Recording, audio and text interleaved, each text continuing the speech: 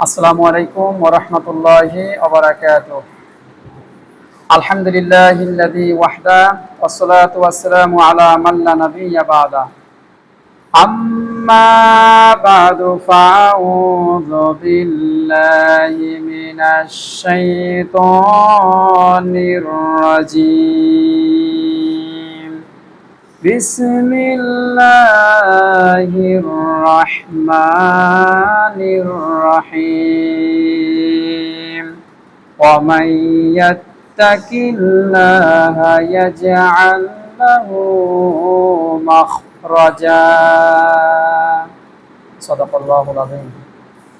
সমস্ত প্রশংসা আল্লাহ পাকের জন্য, যে আল্লাহ তাআলা আমাদেরকে সুস্থতার সাথে বাঁচিয়ে রেখে সাইয়্যিদুল আইয়াম, সপ্তাহের শ্রেষ্ঠ দিন জুমার দিনে যে আল্লাহ তাআলা আমাদেরকে শয়তানের ওয়াসওয়াসা থেকে, শয়তানের কুমন্ত্রণা থেকে যে আল্লাহ তাআলা আমাদেরকে হেফাজত করে পৃথিবীর মধ্যে সর্বশ্রেষ্ঠ জায়গা মসজিদ ঘরে যে আল্লাহ তাআলা আমাদেরকে সবার আগে উপস্থিত হওয়ার, একত্রিত হওয়ার যে রব আমাদেরকে তৌফিক দান করলেন, সে আল্লাহ পাকের কাছে আমরা কালিমাতুর শুকর আদায় করছি। আমরা সকলে পড়ছি আলহামদুলিল্লাহ। দুরূদ ও তাসলিমা বর্ষিত হোক সাইয়্যিদুল মুরসালিন, খাতামুন নাবিয়্যিন, নবীদের নবী, বিশ্ব নবী জনাবে মুহাম্মদুর রাসূলুল্লাহ সাল্লাল্লাহু আলাইহি সাল্লামের প্রতি, যিনি আমাদেরকে তাওহীদের সুমহান দীক্ষা দিয়েছেন, শিরক এবং বেদাত থেকে বাঁচার জন্য আমাদেরকে সুস্পষ্টভাবে সতর্ক করেছেন। আল্লাহুম্মা সাল্লি আলাইহি, আল্লাহুম্মা বারিক আলাইহি। সম্মানিত উপস্থিতি, আজকে হচ্ছে মুহররম মাসের 1 তারিখ 1447। তার মানে হলো হিজরি সনের আরেকটি বছর আমাদের জীবন থেকে চলে গেল। একটি নতুন বছরে, হিজরি সনের একটি নতুন বছরে আমরা পদার্পণ করলাম। সেজন্য আজকে আমরা সংক্ষিপ্ত পরিসরে যে বিষয়টি নিয়ে আলোচনা করব, সেই বিষয়টি হচ্ছে আমাদের জীবনে আমরা বরকত কিভাবে লাভ করতে পারি, আল্লাহ পাকের পক্ষ থেকে কল্যাণ, আল্লাহ পাকের পক্ষ থেকে ওয়েলফেয়ার, আল্লাহ পাকের পক্ষ থেকে বরকত আমরা কিভাবে লাভ করতে পারি, সেই বিষয়টি নিয়ে আজকে আমরা সংক্ষিপ্ত পরিসরে আলোচনা করব ইনশাআল্লাহ। তার আগে আমাদেরকে জানতে হবে হোয়াট ইজ বারাকা, বরকত কি, কল্যাণ কি। বরকত হচ্ছে যখন কোনো জিনিসে আল্লাহ তাআলার পক্ষ থেকে কোনো কল্যাণ যুক্ত হয় এবং সেটি যখন আমাদের জন্য কল্যাণকর এবং মঙ্গলময় বলে বিবেচিত হয়, তাকে বরকত বলা হয়। এটা হচ্ছে বরকতের ডেফিনেশন। আল্লাহ তাআলার পক্ষ থেকে যখন কোনো জিনিসে কল্যাণ যুক্ত হয় আর সেটি আমাদের জন্য ওয়েলফেয়ার অর্থাৎ কল্যাণ বলে বিবেচিত হয়, সেটিকে বরকত বলা হয়। অর্থাৎ পৃথিবীতে অনেক মানুষ আছে, অল্প সময়ের ভেতরে তার কাজের ভেতরে আল্লাহ রাব্বুল আলামিন বরকত দান করেছেন। ইনভেস্ট করেছে কম, কিন্তু অল্প সময়ের ভেতরে সে সফলতা অর্জন করেছে। অনেক ছাত্র আছে, অল্প পড়েছে অথচ সে পরীক্ষায় পাস করেছে। তাহলে এই যে জিনিসটার ভেতরে আল্লাহ পাকের বরকত হয়েছে। যখন কোনো জিনিসে আল্লাহ পাকের কল্যাণ যুক্ত হয়, আল্লাহ পাকের বারাকা যুক্ত হয়, সেটিকে বারাকা বলা হয়। এই বারাকা বা বরকত আমরা জীবনে কিভাবে লাভ করতে পারি, সেই বিষয়টি নিয়ে আজকে আমরা আলোচনা করব ইনশাআল্লাহ। আমরা যদি জীবনে বরকত পেতে চাই, কল্যাণ যদি পেতে চাই, তাহলে আমাদের 1 নম্বর আমল হচ্ছে তাকওয়া ভিত্তিক জীবনযাপন করা, আল্লাহকে ভয় করে জীবনযাপন করা। আল্লাহ রাব্বুল আলামিন বলেন, ওয়ালাউ আন্না আহলাল কুরা আমানু ওয়াত্তাকাউ লাফাতাহনা আলাইহিম বারাকাতিম মিনাস সামাই ওয়াল আরদ ওয়ালাকিন কাযযাবু ফাআখাযনাকুম বিমা কানু ইয়াকসিবুন। আল্লাহ রাব্বুল আলামিন 7 নম্বর সূরা আরাফের 96 নম্বর আয়াতে আল্লাহ পাক বলছেন, ওয়ালাউ আন্না আহলাল কুরা আমানু ওয়াত্তাকাউ লাফাতাহনা আলাইহিম বারাকাতিম মিনাস সামাই ওয়াল আরদ। আল্লাহ পাক বলছেন, জনপদের অধিবাসীরা যদি আমার প্রতি ঈমান আনতো আর তাকওয়া নীতি তারা যদি অবলম্বন করত, অর্থাৎ আমাকে ভয় করে যদি জীবন যাপন করত, লাফাতাহনা আলাইহিম বারাকাতিম মিনাস সামাই ওয়াল আরদ, আল্লাহ পাক বলছেন তাহলে আমি আসমানের দরজা, জমিনের দরজা আমি তাদের জন্য ওপেন করে দিতাম। এখানে আল্লাহ রাব্বুল আলামিন দুইটা বিষয়ের কথা বলেছেন। এক নম্বর হচ্ছে আল্লাহর প্রতি ঈমান, আর দুই নম্বর হচ্ছে তাকওয়া ভিত্তিক জীবন যাপন করা। আমরা যদি বরকত পেতে চাই তাহলে আল্লাহকে ভয় করে জীবন যাপন করতে হবে। এখন প্রশ্ন হচ্ছে তাকওয়া কি? তাকওয়া হচ্ছে আল্লাহকে ভয় করে সকল প্রকার খারাপ কাজ থেকে, অন্যায় কাজ থেকে নিজেকে বাঁচিয়ে রাখা, এটা হচ্ছে তাকওয়া। তাকওয়া হচ্ছে আল্লাহ ইজ ওয়াচিং মি, আল্লাহ আমাকে দেখছে, আল্লাহ আমাকে দেখছে, এই বিশ্বাস অন্তরে লালন করা। আপনি যাই করেন না কেন, আপনি গোপনে করেন, প্রকাশ্যে করেন, এই পৃথিবীর কেউ না দেখলে একজন দেখছেন, তিনি হচ্ছেন আল্লাহ রাব্বুল আলামিন। এটা হচ্ছে তাকওয়া। এই তাকওয়া যদি কারো ভেতরে থাকে, কেউ যদি আল্লাহকে প্রপারলি ভয় করে, সে ব্যক্তি কখনো মিথ্যা বলতে পারে না, সে ব্যক্তি কখনো গীবত করতে পারে না, সে ব্যক্তি কখনোই দেশের সম্পদ আত্মসাৎ করতে পারে না। এজন্য আমাদেরকে তাকওয়া ভিত্তিক জীবন যাপন করতে হবে। আল্লাহ পাকের পক্ষ থেকে যদি আমরা কল্যাণ পেতে চাই, বরকত পেতে চাই, তাহলে আমাদের এক নম্বর আমল হচ্ছে আল্লাহকে ভয় করে জীবন যাপন করতে হবে। আর যারা তাকওয়া নীতি অবলম্বন করবে তাদের জন্য দুনিয়া এবং আখিরাতে আল্লাহ রাব্বুল আলামিন সুসংবাদ দিয়েছেন। আল্লাহ রাব্বুল আলামিন বলেন, আল্লাযীনা আমানু ওয়া কানু ইয়াত্তাকুন লাহুমুল বুশরা ফিল হায়াতিদ দুনিয়া ওয়া ফিল আখিরাহ লা তাবদীলা লিকালিমাতিল্লাহ যালিকা হুয়াল ফাওজুল আযীম। আল্লাহ রাব্বুল আলামিন 10 নম্বর সূরা ইউনূসের 63 এবং 64 নম্বর আয়াত আল্লাহ পাক বলছেন, আল্লাযীনা আমানু ওয়া কানু ইয়াত্তাকুন, আল্লাহ পাক বলছেন যারা ঈমান এনেছে আর তাকওয়া নীতি যারা অবলম্বন করেছে, অর্থাৎ আল্লাহকে ভয় করে যারা জীবন যাপন করেছে। এই আয়াতে আল্লাহ পাক দুইটা গুণের কথা আল্লাহ পাক বলেছেন। এক নম্বর হচ্ছে আল্লাহর প্রতি ঈমান, আর দুই নম্বর হচ্ছে আল্লাহকে ভয় করে জীবন যাপন করা। এই দুইটা গুণ যারা অর্জন করবে, আল্লাহ রাব্বুল আলামিন তারপরে আয়াতে বলছেন লাহুমুল বুশরা ফিল হায়াতিদ দুনিয়া ওয়া ফিল আখিরাহ, আল্লাহ রাব্বুল আলামিন তাদের জন্য দুনিয়া এবং আখিরাতে আল্লাহ রাব্বুল আলামিন সুসংবাদ রেখেছেন। লা তাবদীলা লিকালিমাতিল্লাহ, আর আল্লাহ পাকের কথার কোনো পরিবর্তন নাই। আল্লাহ রাব্বুল আলামিন দুনিয়া এবং আখিরাতে যারা তাকওয়া নীতি অবলম্বন করবে, আল্লাহ পাক তাদেরকে সুসংবাদ দিয়েছেন। সুসংবাদ মানে হচ্ছে আল্লাহ রাব্বুল আলামিন তাদের জন্য জান্নাত আল্লাহ পাক রেখে দিয়েছেন। আল্লাহ রাব্বুল আলামিন বলেন, ওয়া আম্মা মান খাফা মাকামা রাব্বিহি ওয়া নাহান নাফসা আনিল হাওয়া ফাইন্নাল জান্নাতা হিয়াল মাওয়া। আল্লাহ রাব্বুল আলামিন 79 নম্বর সূরা নাজিয়াতে 40 এবং 41 নম্বর আয়াত আল্লাহ পাক বলছেন, ওয়া আম্মা মান খাফা মাকামা রাব্বিহি ওয়া নাহান নাফসা আনিল হাওয়া, আল্লাহ পাক বলছেন যে ব্যক্তি তার রবের সম্মুখে উপস্থিত হওয়াকে ভয় করে চলেছে, অর্থাৎ কিয়ামতের ময়দানে আমাকে উঠতে হবে, আল্লাহর কাছে জীবনের সকল কিছু হিসাব দিতে হবে, এই ভয় যারা করে, আর ওয়া নাহান নাফসা আনিল হাওয়া, যারা তাদের নফসকে অন্যায় কাজ থেকে, খারাপ কাজ থেকে ফিরিয়ে রেখেছে, আল্লাহ রাব্বুল আলামিন তাদের সম্পর্কে বলছেন ফাইনাল জান্নাতা হিয়াল মাওয়া, আল্লাহ রাব্বুল আলামিন তাদের জন্য জান্নাত রেখে দিয়েছেন।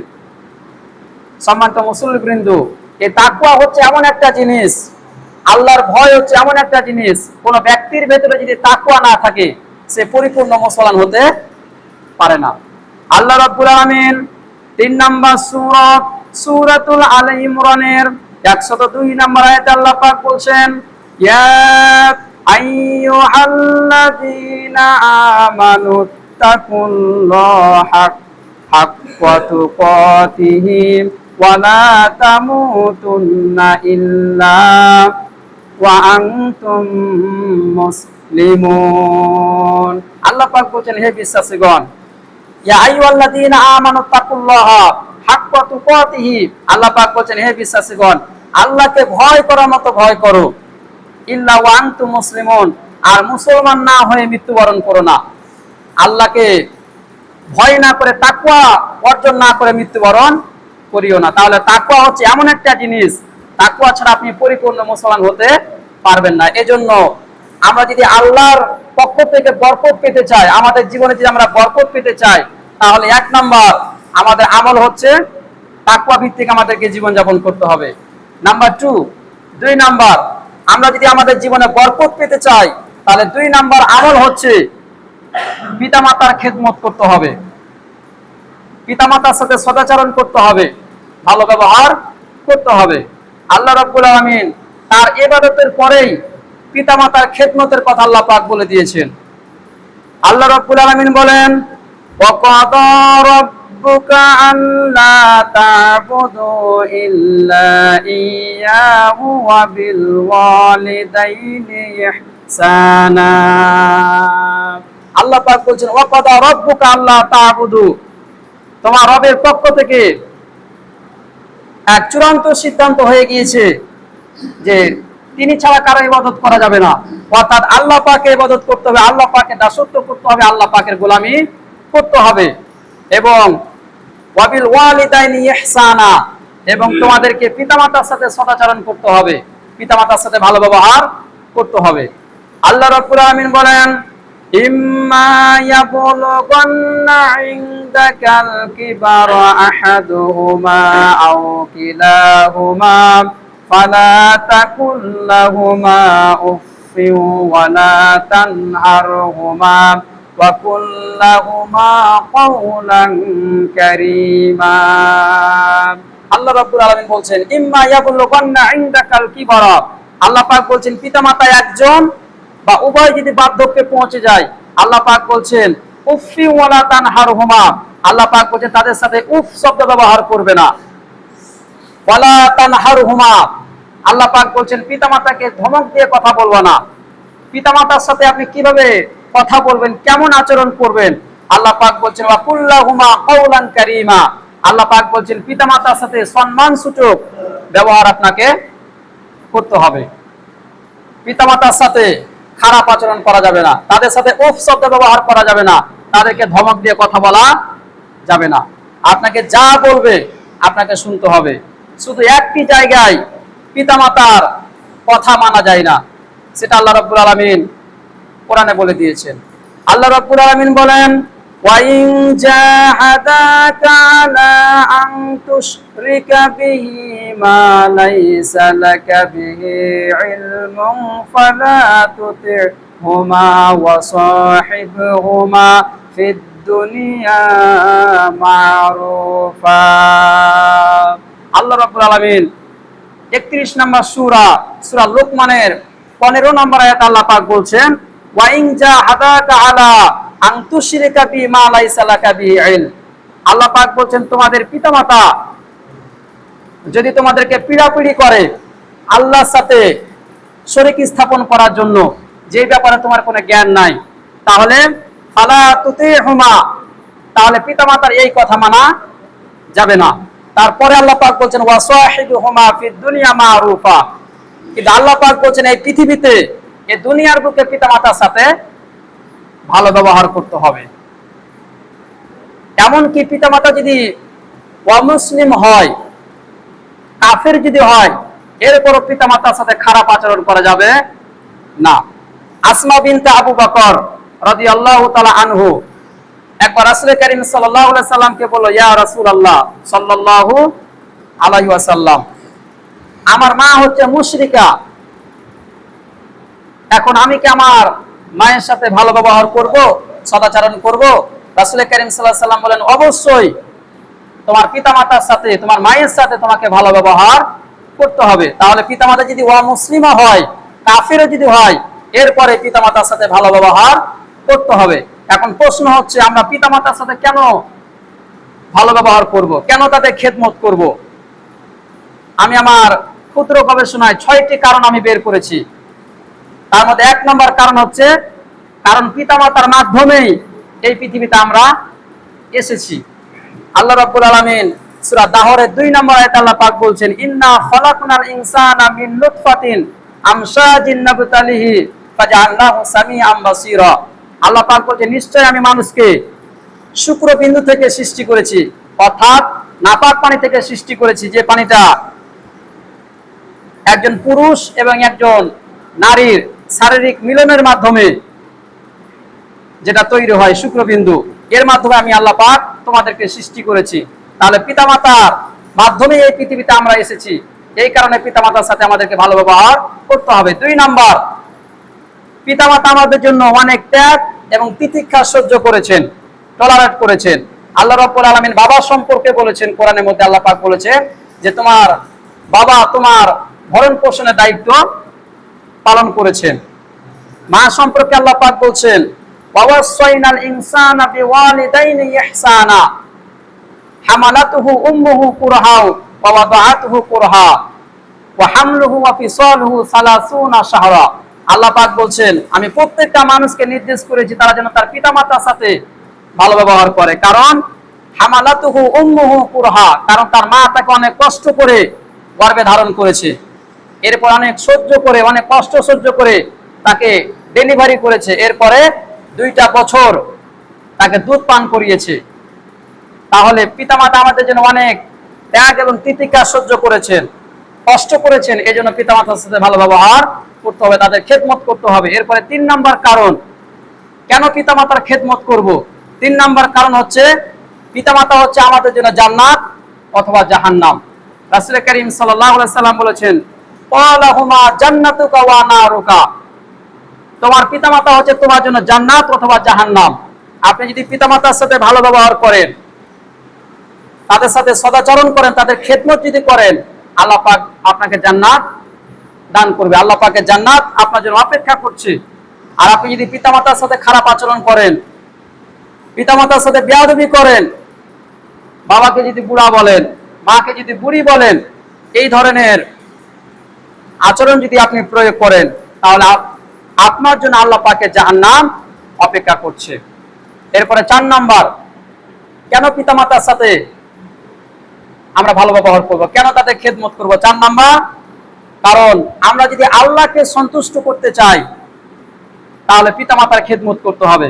কারণ রাসূল করিম সাল্লাল্লাহু আলাইহি সাল্লাম বলেছেন রিদা রাব্বি ফি রিদাল ওয়ালিদ ওয়া সাখাতুর রাব্বি ফি সাখাতিল ওয়ালিদ।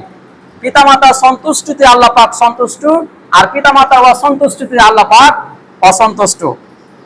তার মানে আপনি যদি আল্লাহকে খুশি করতে চান, আল্লাহকে সন্তুষ্ট করতে চান, তাহলে পিতামাতার সাথে ভালো ব্যবহার করতে হবে। এরপরে 5 নাম্বার, কেন পিতামাতার খেদমত করব? 5 নাম্বার কারণ হচ্ছে, কারণ পিতামাতার দোয়া কখনো ফিরিয়ে দেওয়া হয় না। আবু দাউদের হাদিস, রাসূল করিম সাল্লাল্লাহু আলাইহি সাল্লাম বলেছেন 3 ব্যক্তির দোয়া কখনো আল্লাহ পাক ফিরিয়ে দেন না। 1 নাম্বার হচ্ছে দাওয়াতুল ওয়ালিদ, সন্তানের জন্য পিতামাতার দোয়া। 2 নাম্বার হচ্ছে দাওয়াতুল মুসাফির, মুসাফিরের দোয়া আল্লাহ পাক কখনো ফিরিয়ে দেন না। আর 3 নাম্বার হচ্ছে ওয়া দাওয়াতুল মাজলুম, আর মাজলুম যদি আল্লাহ পাকের কাছে দোয়া করে, সেই দোয়া কখনো আল্লাহ রাব্বুল আলামিন ফিরিয়ে দেন না। এই 3 জন ব্যক্তির মধ্যে পিতামাতা আছে না নাই? 1 নম্বরে পিতামাতার কথা বলা হয়েছে, দাওয়াতুল ওয়ালিদ, পিতামাতার দোয়া কখনো ফিরিয়ে দেওয়া আল্লাহ পাক ফিরিয়ে দেন না, এজন্য পিতামাতার খেদমত করতে হবে। 6 নাম্বার, কেন পিতামাতার খেদমত করব? কারণ পিতামাতার খেদমতের মাধ্যমে আল্লাহ পাক অনেক বিপদ আপনার দূর করে দিবেন, এজন্য পিতামাতার খেদমত করতে হবে। 6টা কারণে পিতামাতার খেদমত করতে হবে।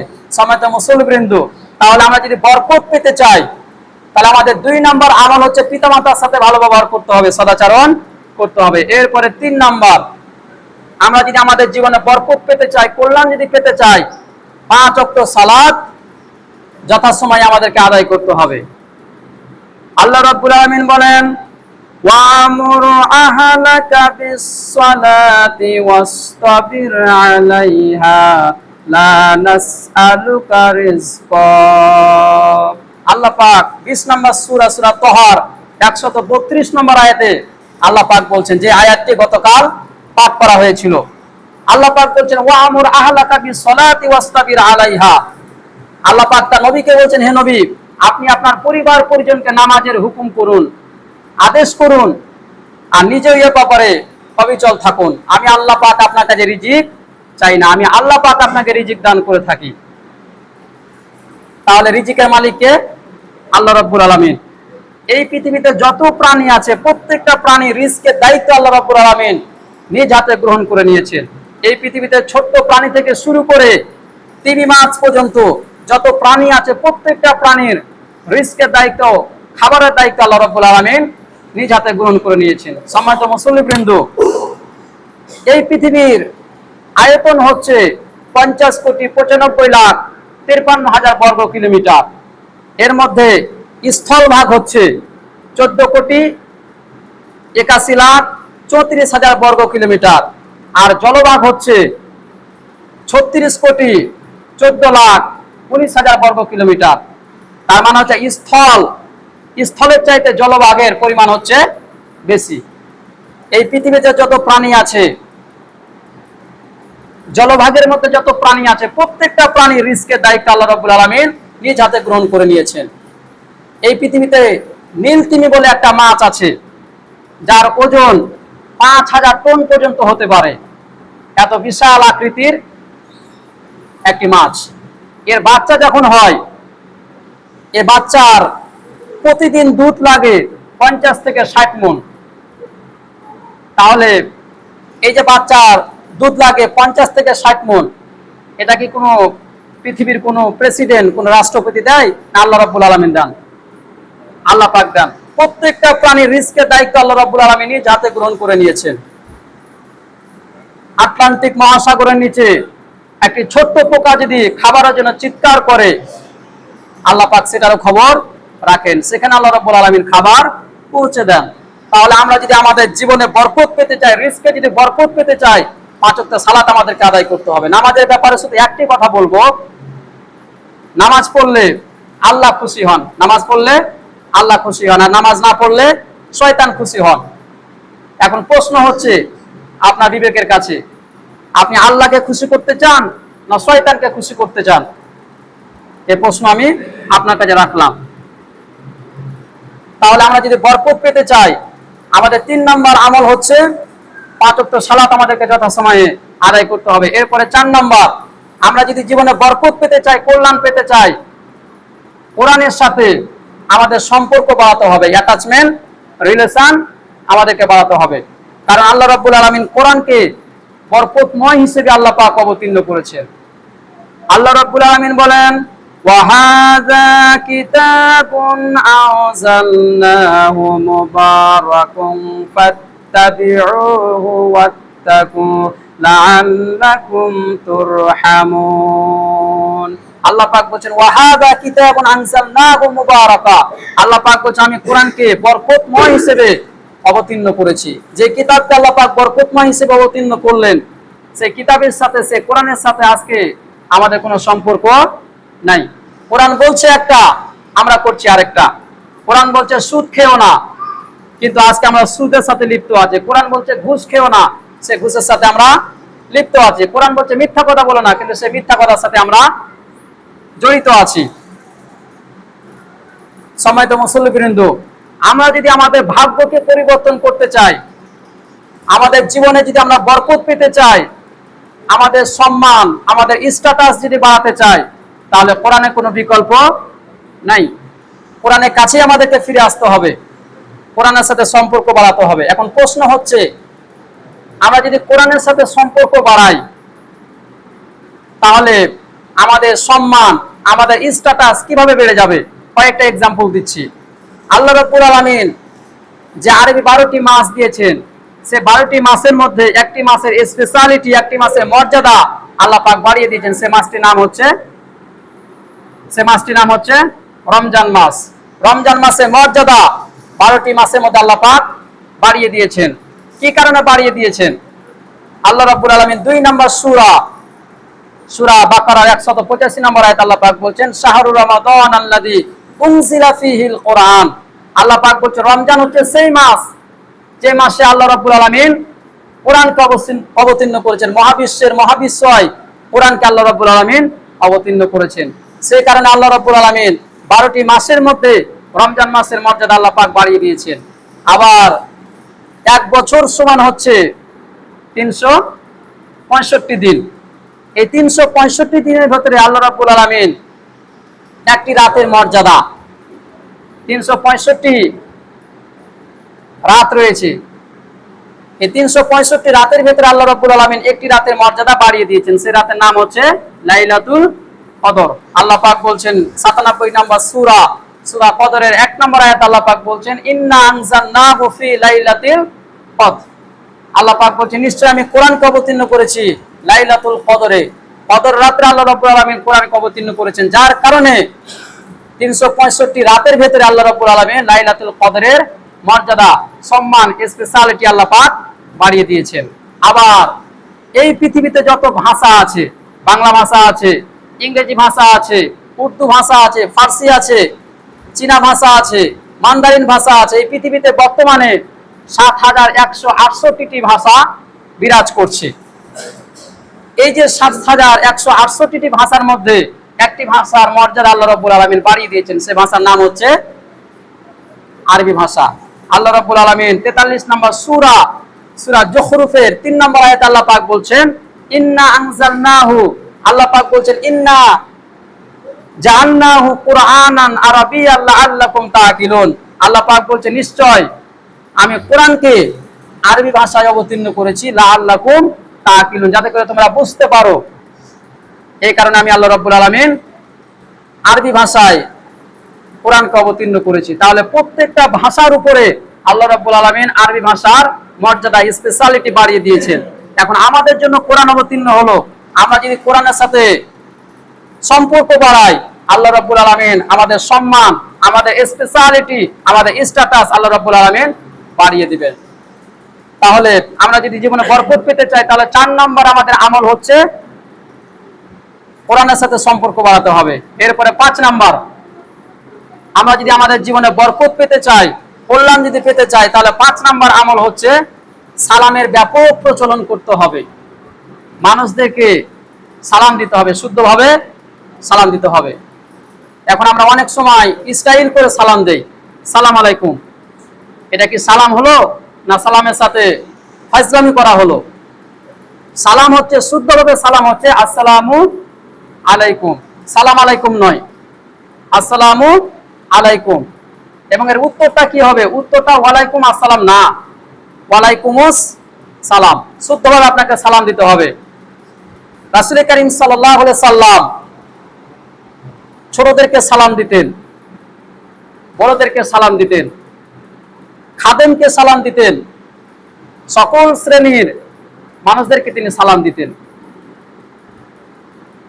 এই কারণে আমাদেরকে এখান থেকে শিক্ষা নিতে হবে, প্রত্যেকটা মানুষদেরকে সালাম দিতে হবে। আমরা শুধু যারা নেতা, আমার হাই কোয়ালিটির লোক, আমরা শুধু তাদেরকে সালাম দেই।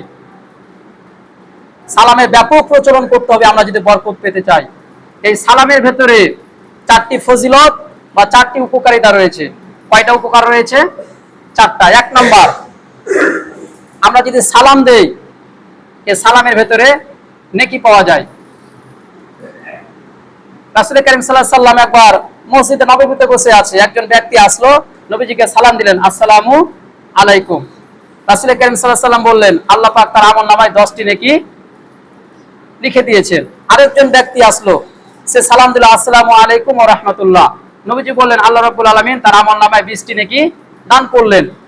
এরপরে আরেকজন তৃতীয় ব্যক্তি এসে সালাম দিল, আসসালামু আলাইকুম ওয়া রাহমাতুল্লাহি ওয়া বারাকাতুহু। নবীজি বললেন আল্লাহ রাব্বুল আলামিন তার আমলনামায় 30টি নেকি লিখে দিয়েছেন।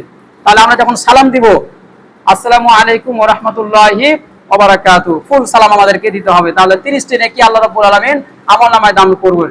তাহলে সালামের 1 নম্বর উপকারিতা বা ফজিলত হচ্ছে সালাম দিলে নেকি পাওয়া যায়। 2 নম্বর, সালামের মাধ্যমে ভালোবাসা সৃষ্টি হয়। আপনি একজন অপরিচিত ব্যক্তিকে যখন সালাম করবেন, সালাম দিবেন, তার ভেতরে আপনার ভেতরে একটা ভালোবাসা সৃষ্টি হবে। এরপরে 3 নম্বর, সালাম দিলে বরকত পাওয়া যায়, কারণ সালামের ভেতরে বরকত শব্দটি আছে, আসসালামু আলাইকুম ওয়া রাহমাতুল্লাহি ওয়া বারাকাতুহু। তাহলে সালাম দিলে, সালামের 3 নম্বর ফজিলত হচ্ছে সালাম দিলে বরকত পাওয়া যায়, আল্লাহ পাকের পক্ষ থেকে বরকত পাওয়া যায়। এরপরে 4 নম্বর, সালামের 4 নম্বর ফজিলত হচ্ছে সালামের মাধ্যমে আল্লাহ পাকের পক্ষ থেকে নিরাপত্তা পাওয়া যায়। যে ব্যক্তি সালাম দেয় আর যে ব্যক্তি সালামের উত্তর দেয়, এই 2 জন ব্যক্তি আল্লাহ পাকের নিরাপত্তায় চলে যায়। এজন্য সালামের ব্যাপক আমাদেরকে প্রচলন ঘটাতে হবে।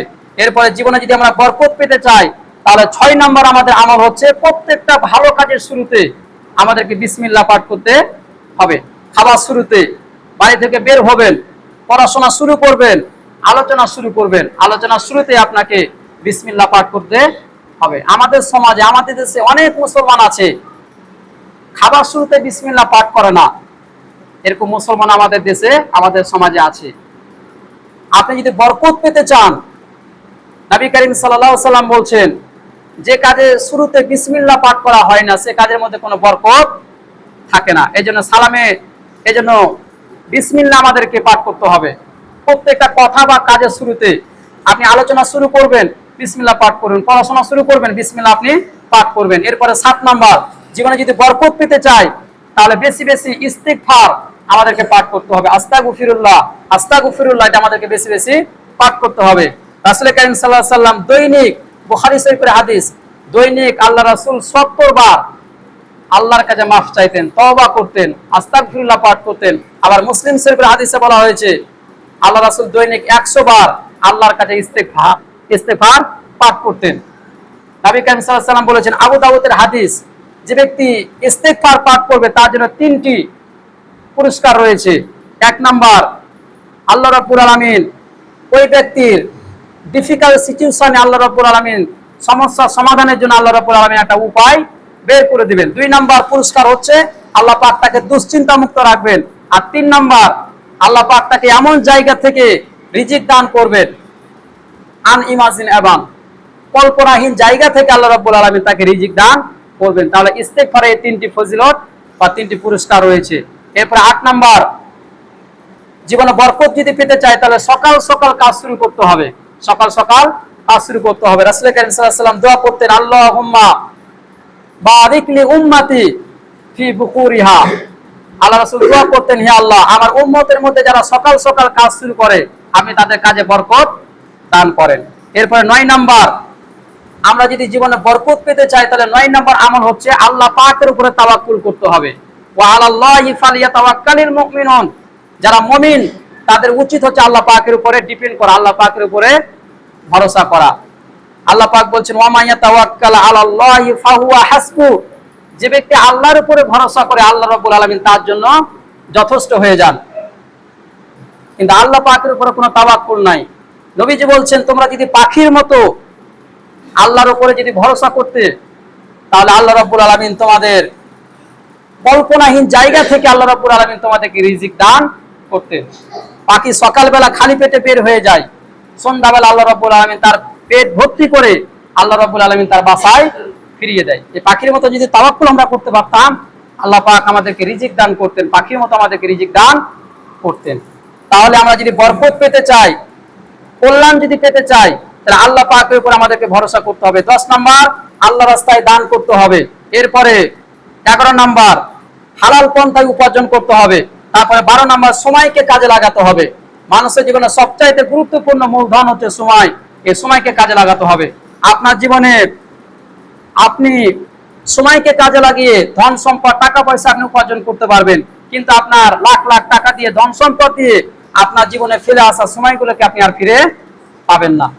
2024 সাল আমরা অতিক্রম করেছি, হাজার হাজার টাকা দিয়ে, ধন সম্পদ দিয়ে, সেটা আর আপনি আর ফিরে পাবেন না। এই জন্য সময়কে কাজে লাগাতে হবে। 13 নাম্বার, জীবনের সকল ক্ষেত্রে আল্লাহ পাকের শুকরিয়া আদায় করতে হবে, আল্লাহ পাকের প্রশংসা করতে হবে। এরপরে 14 নাম্বার, বরকতময় স্থানগুলোতে দোয়া করতে হবে।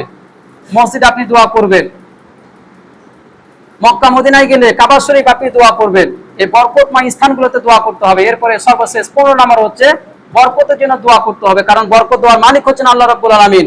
সে আল্লাহর কাছে আমাদেরকে দোয়া করতে হবে।